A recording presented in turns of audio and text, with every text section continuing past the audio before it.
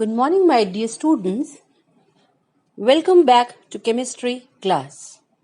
I hope you people are staying safe at your home and enjoying your virtual classes. Today, the learning objective of today's class are what is a mixture, then what are the different types of mixtures, and what is the need or requirement for separating of mixtures. Then we'll study one by one the different methods that are used for separating mixtures, and also we will be studying an activity. In the previous class, we have already studied that what is a mixture. Let us revise it again. A mixture is a substance that contains two or more different types of substances that are mixed together in such a way that no chemical change occurs between them. Now, these substances may be either elements or compounds, or they may be both. Okay, now the different types of substances that are mixed together in a mixture are known as either components or constituents, such as air, tap water, sugar solution, soil, alloys. All these are the examples of mixtures. Okay, now the mixtures are of two types. Okay, mixtures are of two types. The first type is homogeneous mixture. Homogeneous mixture means that the components in the mixture are distributed uniformly. Okay, and they cannot be seen distinctly. We cannot make out that the difference between the two substances.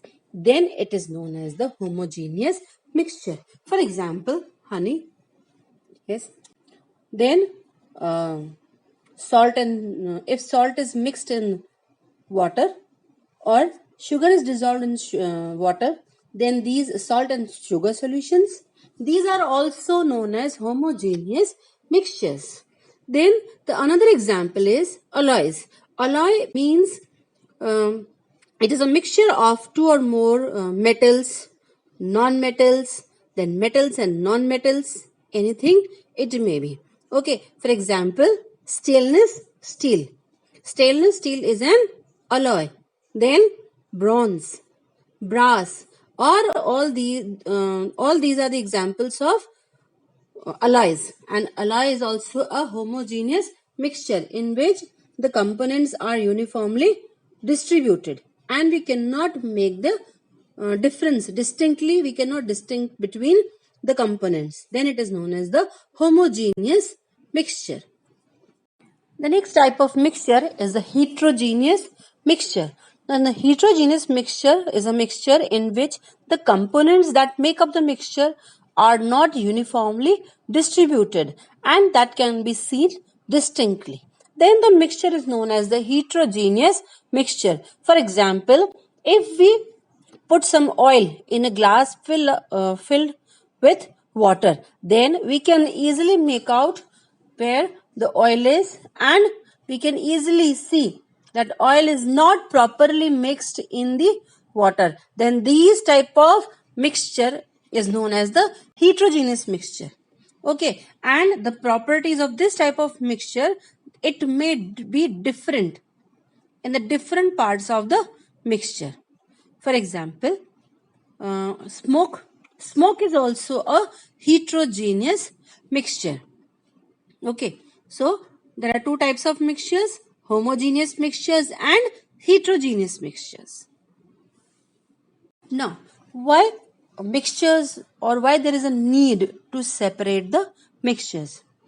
Now we know that mixture is not a pure substance. It consists of different types of components.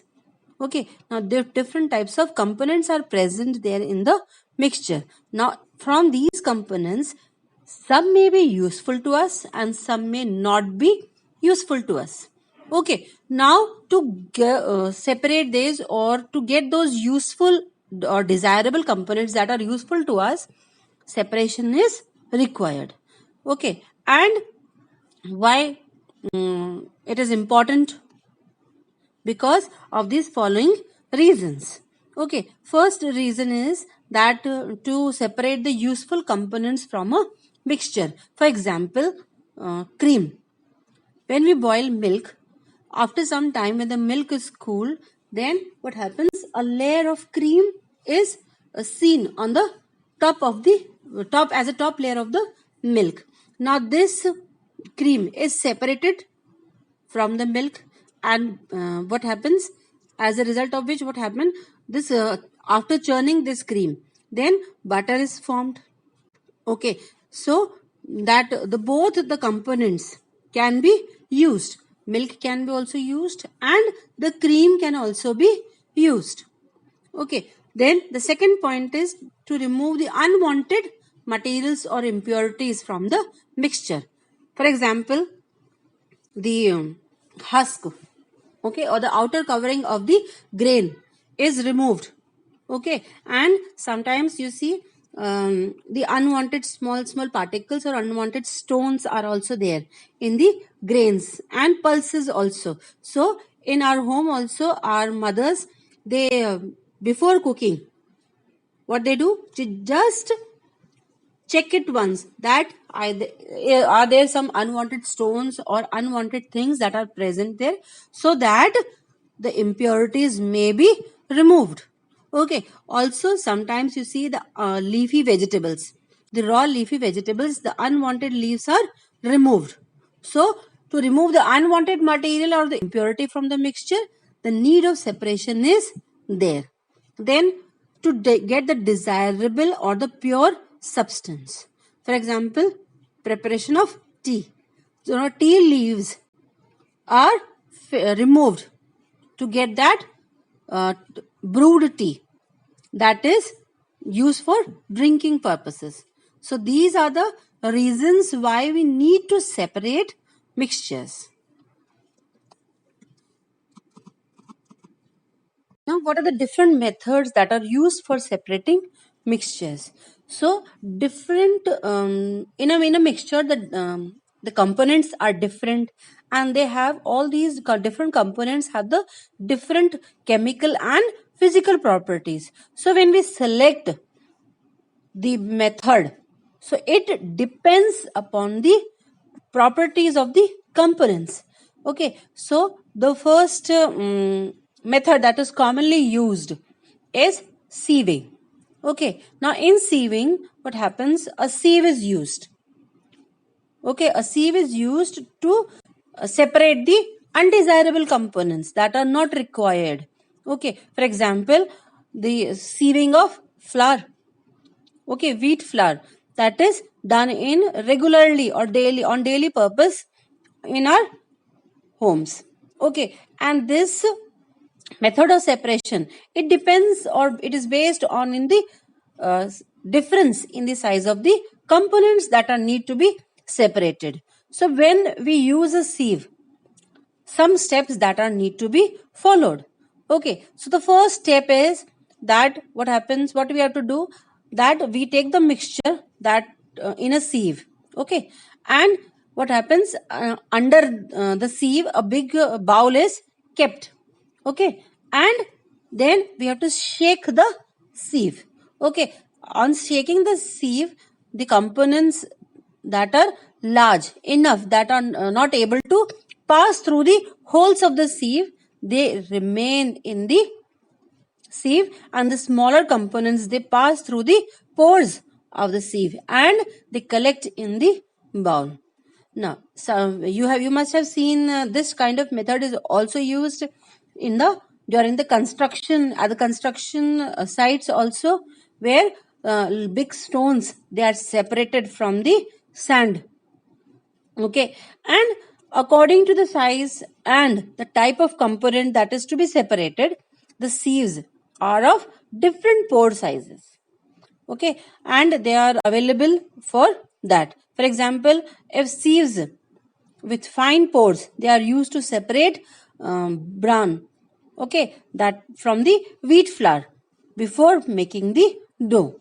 And at the construction sites, sieve with large pores, they are used to separate stones and pebbles from the sand. Okay, so this is the first method that is and commonly used method for separating mixtures. Let us now perform an activity to separate a mixture using the sieving process. Now what do we require for this activity? We require a mixture, or we'll take some talcum powder, some black pepper, okay, then raisins, okay. We'll all take all these and mix them all together, okay, and we'll take sieves of different pore sizes and a bowl, okay. Now what we'll do, we'll take a mixture in a sieve that is having the small pore size, okay, and now we'll place a bowl below the sieve and we'll shake the sieve so that to and fro. And now what happens? The small components or the small particle size components, they are able to pass through the sieve and the larger components are left behind in the sieve. Now what we'll do, we'll transfer the larger size components to a large pore size sieve, okay, and then again we'll shake the components, okay. Now what happens? The much larger components, that is the raisins, they are left behind in the sieve. Now what do you observe, or what do you get understood by this aim or the activity?